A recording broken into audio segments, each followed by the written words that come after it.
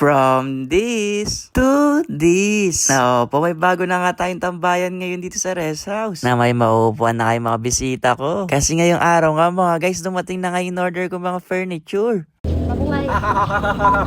Maaga nga pala ako nagising ngayon. Na-excited nga ako ngayong araw mga guys. Kasi ngayong araw na nga darating yung pinagawa ko furniture dito sa rest house. Kaya bago dumating yun, nilinis ko na nga muna yung pagpepestuhan nga ng mga furniture dito. Napanigurado nga ako matutuwa yung mga bisita. Kasi minsan dito lang sila umupo sa may damuhan. Na di ko pa nga alam yung gagawin ko dito sa may kabilang bakante. Na naging tambakan na. Sa palagay nyo mga guys, anong pwede magandang gawin dito? Na ilang minuto lang din pala sa paghihintay. Dumating na nga yung in-order ko nung nakaraang araw. Na ilang araw na ako excited dito. Pero wait lang, parang mas excited pa yata si Mi sa akin dito.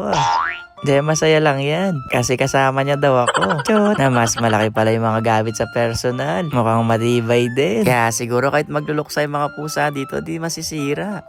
Na medyo malaki din pala to sa personal. Na umorder din pala ako ng basketball court. Na yung iba ko kasing kasama dito gusto daw mag-basketball. Hindi, chawat lang mga guys. Para nga to sa swing. Na medyo nilakihan ko na rin pala tong size neto. Para kahit dalawang mga guys kasya. Na sino kayong dalawang uupo dyan ng mga guys?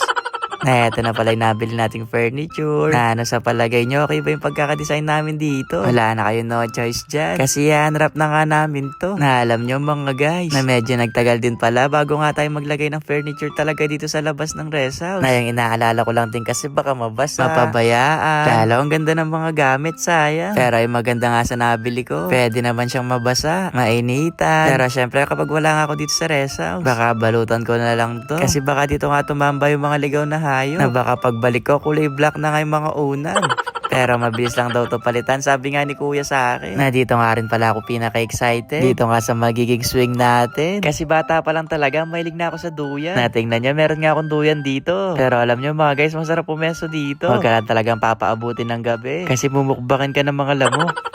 Na ang ganda na nga ng bago natin duyan, no? Sobrang lambot din ng mga unan. Nako, baka dito na ako makasyesta niyan ng hapon mga guys. Na mas lalo pa ang gumanda dito sa rest house. Dahil nga dito sa mga furniture. Na nabili ko pala to kay Tatay Fred Handicrafts Manufacturing. Na kung naghahanap ka nga ng pang outdoor na mga furniture ngayon, marami silang ino-offer. Doon, pwede kayo mag-message. Kaya pagkatapos nga ma-deliver ni kuya yung mga gamit, nagpirmahan nga lang kami dyan ng mga kailangang bayaran. Nakatunayan na na-deliver naman sa tamang tao yung mga furniture. Na baka daw kasi sa kapitbahay ma-deliver to no mga guys. Chot!